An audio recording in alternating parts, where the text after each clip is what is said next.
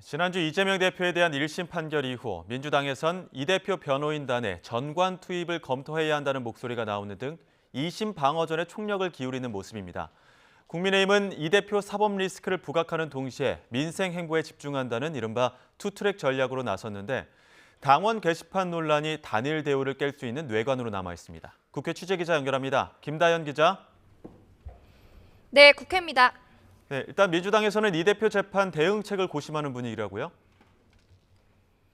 네, 더불어민주당에선 이재명 대표 변호인단 구성에 고심하는 모습들이 엿보입니다.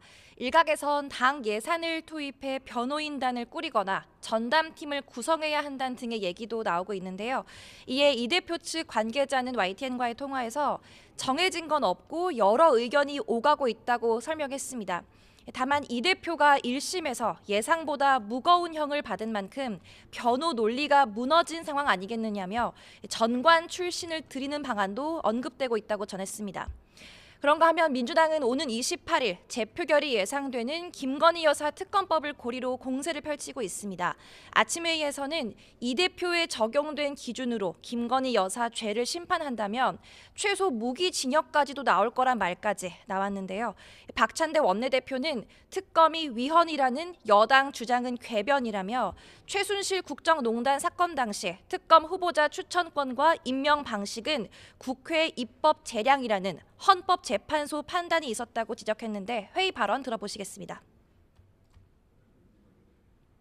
국민 70%가 김건희 특검에 찬성하고 있고 수십만 명의 국민이 3주 연속 거리로 나와 김건희를 특검하라고 외치고 있습니다.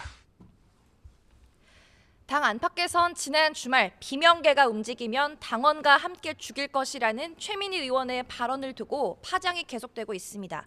문재인 정부 청와대 출신 박수현 의원은 KBS 라디오 인터뷰에서 최 의원이 발언의 진위를 설명하고 필요하다면 사과도 해야 하지 않겠느냐고 말하기도 했는데요. 이에 최 의원은 조금 전 자신의 SNS에 자신의 발언이 너무 셌다는 점을 인정한다며 민주당이 똘똘 뭉쳐서 이 대표를 지켜내리라고 믿는다고 적었습니다.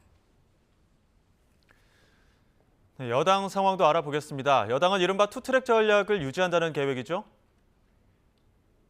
네, 당분간은 이재명 대표 사법 리스크 부각과 민생 이렇게 두 갈래로 전국 상황에 대응한다는 방침입니다. 추경호 원내대표는 아침 회의에서 선거 보존 비용 반환의 실효성을 높일 수 있는 법적 수단을 마련하겠다고 밝혔습니다. 이 대표가 공직선거법 위반 사건에서 징역형을 확정받으면 민주당이 토해내야 하는 대선 비용 434억 원을 빼돌리지 못하도록 하려는 취지라는데 회의 발언 들어보시겠습니다. 국민의 혈세를 올바르게 사용하기 위한 최선의 조치이자 국민에 대한 예의를 다하는 일에 다수당인 민주당이 책임과 역할을 함께 해줄 것을 촉구합니다. 여당은 또 특별감찰관과 북한인권재단 이사 추천, 연금특별위원회 출범, 또 기한 내 예산안 처리 등을 고리로도 민주당을 압박했습니다. 한동훈 대표는 어제 중소기업인들을 만난 데 이어 오늘은 한국노총을 방문해 정년 연장과 근로기준법을 논의하는 등 민생 행보를 이어간다는 계획입니다.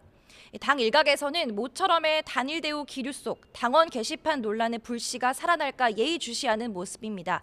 친윤석열계를 중심으로는 사안의 핵심은 표현의 자유가 아닌 명의 도용이라며 당무 감사 필요성을 거듭 강조하고 있습니다. 반면 친한동훈계는 대응할 가치도 없다는 입장입니다. 한 친한계 인사는 YTN에 이번 당원 게시판 사건을 총선 책임론과 김건희 여사 문자 무시 논란에 이은 한 대표 죽이기 3탄으로 규정하기도 했습니다. 박정훈 의원은 MBC 라디오 인터뷰에서 이슈가 꺼질까 어디선가 연료를 계속 떼고 있는 것 같다며 친윤계를 에둘러 겨냥하기도 했습니다. 지금까지 국회에서 YTN 김다연입니다.